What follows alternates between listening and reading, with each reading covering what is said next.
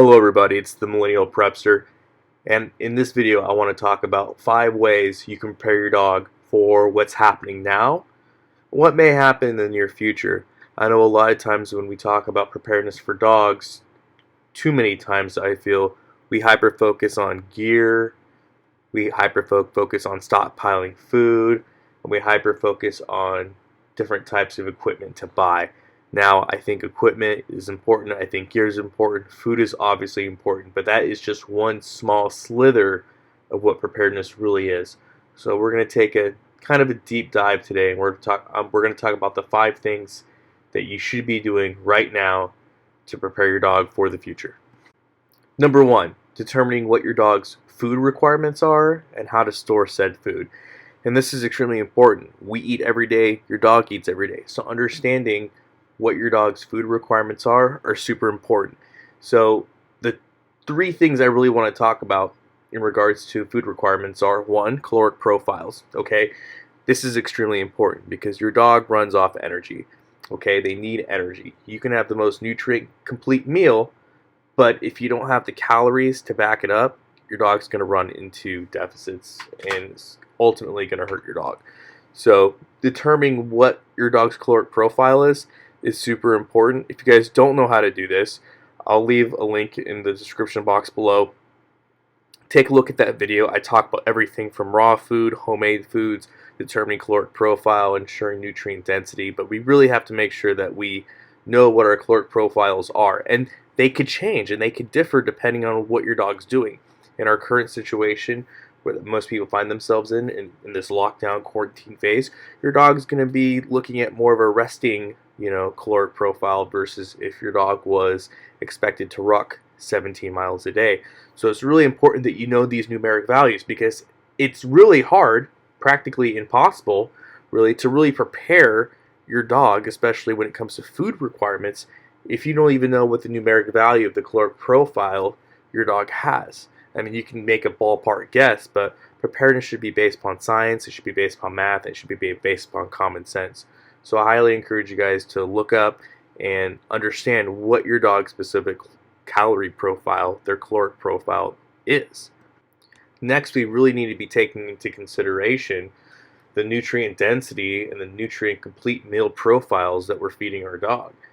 Right now, most people, I imagine, take a scooper out, scoop out some dry food, put it in a bowl, and they're done with it. And having stores of dry kibble allows you to do that. So if your plan and your game plan is, well, I'm just going to stock up on months and months worth of dog food, okay, great. Some things to keep in mind though, with dry dog food, it does have an expiration date. So if we're in a situation where there is food scarcity, kind of like what we're seeing now, you may not be able to do that long term. That may not be a long-term solution. It may, buy you 6 months, 6 to 7 months, but after you hit that 6-7 month time frame, that dog food will degrade. And so if you hit that situation, you also need to be thinking about, well, how am I going to feed my dog in a situation where I can't go to the store and buy commercial dry dog food? In that case, you're going to have to make a homemade meal. And so with that, have you looked at what it takes to have a nutrient-based meal that's complete? And in the description box, I'll leave a link to that video. I'll leave a link to another video as well.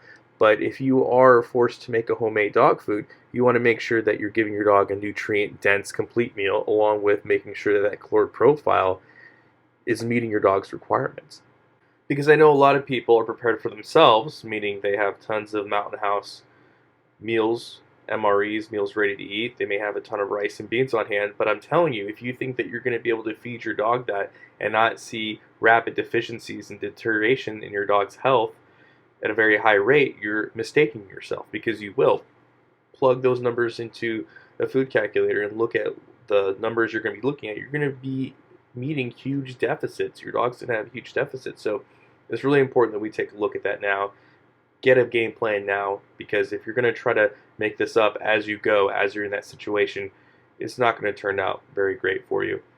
And then when it comes to storage, like I said, if you're wanting to go the dry kibble route, well, ensuring that you have a storage container that's keep safe and locked tight for your dogs is something you may want to look at. There's things that you can buy commercially, You can do stuff DIY, but it's something to take into consideration.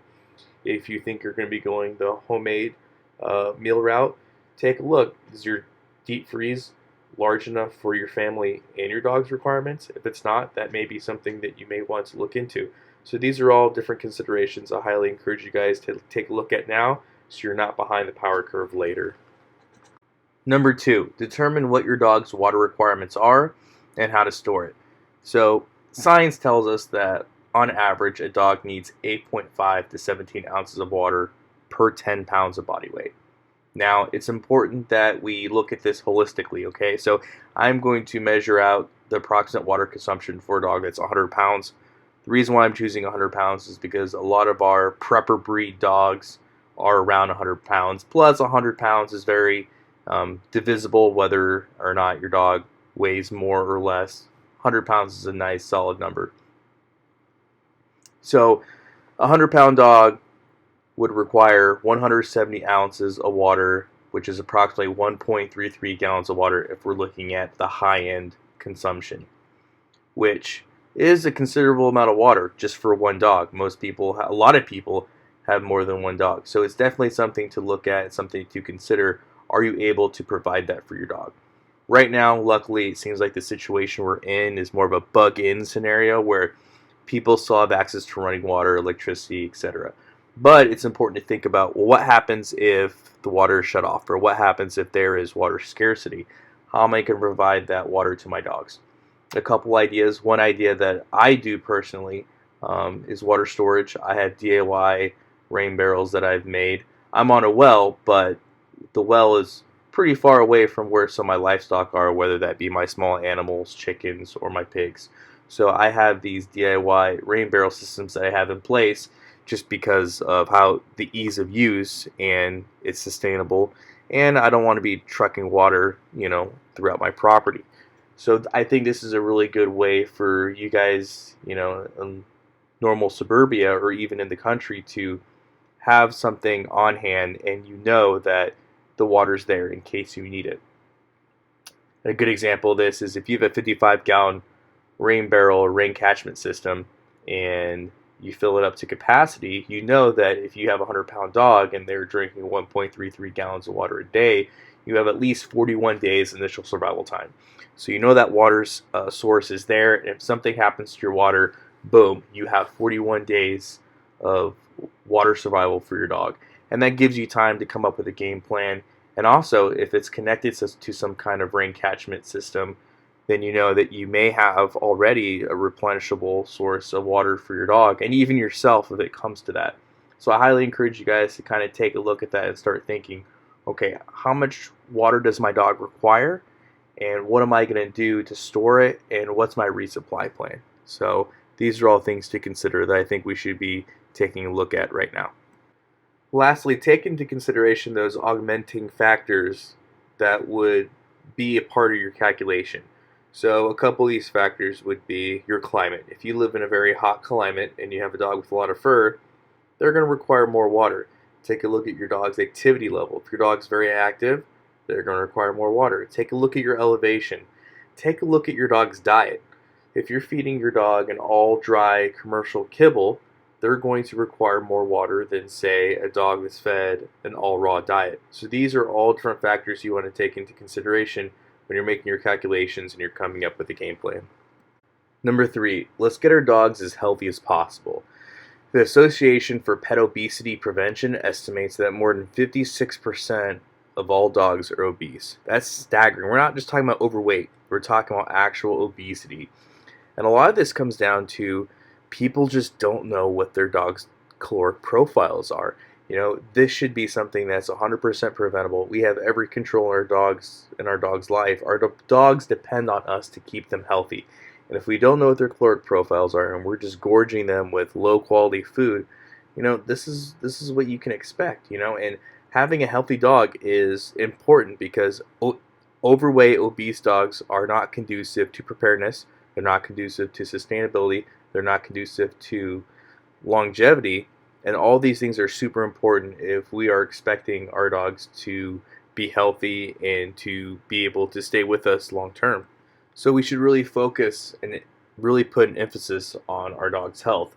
Another thing to take into consideration are ancillary health concerns. These would include ear infections, itchy skin, hot spots, skin infections, and then dental, disease or other elements. So these are all things that we should be really focused on. There's a lot of dogs that have the flaky skin, a lot of dogs that do have ear infections and ear problems and then have dental stuff going on as well. So I think now is a great time to really focus in on, why does my dog have flaky skin, or why do my dog's ears smell a certain way? What is this waxy buildup? Why do my dog's gums look this way? And really address these concerns as we see them, and really focus and make an effort to take a look at these things. And a few things that we can do to ensure that our dog is staying healthy is, dog walking. I know in certain places, it may not be allowed, but overall, from what I've been seeing, dog walking is generally allowed and recognized and as acceptable as long as social distancing is practiced. Another good thing to do is good hygiene and grooming. Give your dog a bath every once in a while. Brush their hair, brush their teeth. Also, let's rule out food allergies. Your dog may have food allergies to the food that you're feeding them, and that's what could be causing some of these flare-ups and gut, issues and gastrointestinal issues, skin issues. So, rule out food allergies.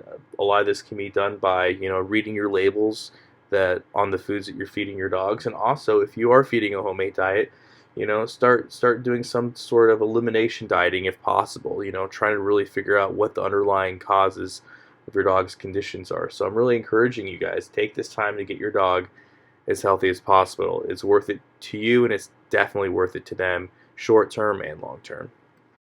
Number 4, let's focus on proper dog socialization in this time. Now, I know a lot of dogs probably have already gone through some kind of, socialization, but not everybody got the memo, so to speak. So I think even in this current time where we're supposed to be practicing social distancing, I think that's still a great opportunity to get out there and expose your dogs to different stressors, because there is this expectation of space, and so that actually works to your advantage to safely allow your dog to interact with different kinds of stressors, whether that be other barking dogs, people, vehicles, other animals, smells, or anything that would really catch their senses. So I think this is a great time to actually, focus on doing everything we can and making our dogs better. Even if your dog is great with socialization and they do well with other people and animals, it's still a good idea to continuously hone and practice those skills.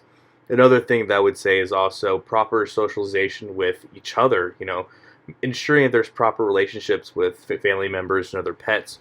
We all know the person that has, or the family that has that small dog that barks at everybody that's not their person. They have their certain person, whether it's the dad or the mom or a child, and they bark and snap at everybody that's not them. Well, right now, that would be a great time to nip that in the butt, because I'll tell you what, there's nothing that's going to be worse than being in a grit down situation where you have a dog that just wants to, snap at everybody. So let's try to ensure that we have proper relationships with the family unit, and that there's mutual respect with the family members and other pets, because in a grit down situation, I can tell you that's the last thing you want to be dealing with. So let's take a look at it and ensure that we are, doing everything we can to make sure those dogs are ready for anything that comes their way. Number 5, last but certainly not least, let's really focus and ensure proper and adequate training for both you and your dog. The reason why I say that is because your dog will do what you tell to do. You just have to be able to know how to communicate with your dog in a way in which he or she understands. And so I'm going to go over a list of a few things that I think dogs should have a mastery of. Now, I know when people think of off-grid situations or, preparedness dogs, a lot of people think, oh, my dog needs to be bite trained. I don't think that's necessary. I think that that's very unrealistic. Most dogs are not going to be bite trained. And so with that being said, I still think it's important that your dog does have a mastery of skills. And this is not an all-exhaustive list, but I think this is a very good start. And I think that all dogs, regardless of who they are, should have a mastery of these items. So 1 is food aggression. I don't think dogs should have food aggression. That is a safety issue. And as I go through this list, you're going to notice a common theme. It all has to do with safety. Safety is super important. And when it comes to your dogs, you should have no fear of reprisal from your dog being aggressive or being snappy or snippy with you because you are taking a toy from them or you're interacting when they're feeding. So this is something that needs to be addressed, especially if you have kids or children that are around. This is huge because the last thing you want is to have an injury that was caused by, a dog that's food aggressive or a dog that's resource guarding. Next is having the ability to recall your dog. That is super important. If your dog is out and about, or even if it's in your own home, when you call the dog, they should come to you. Again, this is another safety issue and safety concern. If you are unable to recall your dog, if you do not have control over your dog, if you can't get your dog to come to you, you're opening yourself up for a lot of problems in the future. And I'm sure most of you guys have already experienced a dog when you call them, they don't come. That is something that needs to be addressed, and that's something that needs to be fixed with a sense of urgency. The next thing is addressing excessive barking. Dogs are going to bark. That's what they do. That's how they communicate. Some dogs bark more than other dogs, and that's very breed dependent based upon what that breed of dog was bred to do. But you should be able to address a barking dog. Again, this is a safety issue. And this can go down all sorts of rabbit holes, from being in a situation where you want to be undetected to, sounding the alarm, to your dog giving away your position. There's so many different rabbit holes we can go down. But yes, a dog's going to bark. Barking is important, but being able to address that dog barking is also super important. If you cannot command your dog to stop barking, or if you cannot get your dog's attention when they're barking because they're barking excessively, again, that's a safety issue that I think needs to be addressed with a sense of urgency. Next is leash aggression. Essentially what that means is when your dog is walking you instead of you walking your dog. This is also something that is a safety issue that needs to be addressed. If your dog is walking you and you don't have control over your dog, that causes problems because, again, that becomes a safety issue. You are the pack leader. You are supposed to be walking your dog. You're supposed to be leading your dog. Your dog is going to your sense of direction, not its sense of direction. So I think that's something that needs to be addressed. A lot of people don't realize the implications of what's going on there. But when you are walking your dog, you are taking your dog on the journey. The dog is not taking you on a journey. Moving on, I think that teaching your dog that it's okay to be alone is critical to preventing separation anxiety, because when dogs have anxiety, they tend to be fearful, and when they're fearful, they tend to make mistakes and they tend to be destructive. A really good way of preventing this is crate training. It's a great way to allow your dog to be okay to be alone for periods of time. Now, I'm not saying totally, neglect your dog, but at the same time, teaching your dog to be okay with being alone is super important. Next, I would say food bowl exercises are a great way to teach your dog not to resource guard, kind of what we talked about earlier, and not to be anxious. We all know, we've all seen those dogs right before they're about to eat or get a treat. They start to salivate, they start to get super excited. Sometimes they get excited to the point that they're super anxious. This is something that we want to curb for the aforementioned reasons already. And I think food bowl exercises are a great way to give your dog the confidence to handle situations where they get anxious. Your body can only go where your mind has already been, so to speak. A lot of people have heard that phrase before. The same thing is true with your dog. If your dog gets very anxious and is unconsolable when they're anxious, whether that's because they're scared or because they want to get a treat or they just get super excited, well, how are they going to react in a real life situation with real life stressors where safety's on the line? That's why it's super important to make sure that we take care of those training isms early on. And last but certainly not least, and like I said, this is not an all-exhaustive list, but focus on introductions, how to approach people. And a lot of that is you teaching yourself how to approach your dog and teaching others how you want them to approach your dog. A great example of this is when somebody comes to your house, right? We've all been there, we've all experienced this, where you have a dog that gets super excited and they're barking, and as soon as you make entering to the home, they jump on you, they knock you over, they're just super excited to see you. That's something that we should be curbing with good, appropriate training. And I think, in the current situation that we find ourselves in this kind of lock-in situation, I think it's important to really exercise that, really train that, go through some drills. teach your dog how you want them to approach people when they enter your home, and also teach people how you want them to introduce themselves to your dog. I think this is really important, and that's how we're going to curb some of these behaviors that our dogs have, whether that's jumping on people, knocking people over, and so I think it's really important that we address that. So, like I said, this is not an all-exhaustive list, but this is definitely something that I think is a good start for people, and I think that all dogs, regardless of who they are, should have a mastery of these skills. So I hope you guys liked the video. If you have any questions or comments, please leave them in the comment section below. Also, I encourage you guys to take a look at the description box. I left some resources there for you guys to take a look at and really think about what your game plan is going to be, moving forward with your preparedness. And remember, dogs are man's best friends, and they are going to be with us for the long haul, so we should make sure that they're just as prepared as we are. Again, hope you guys liked the video, and as always, long live the Republic.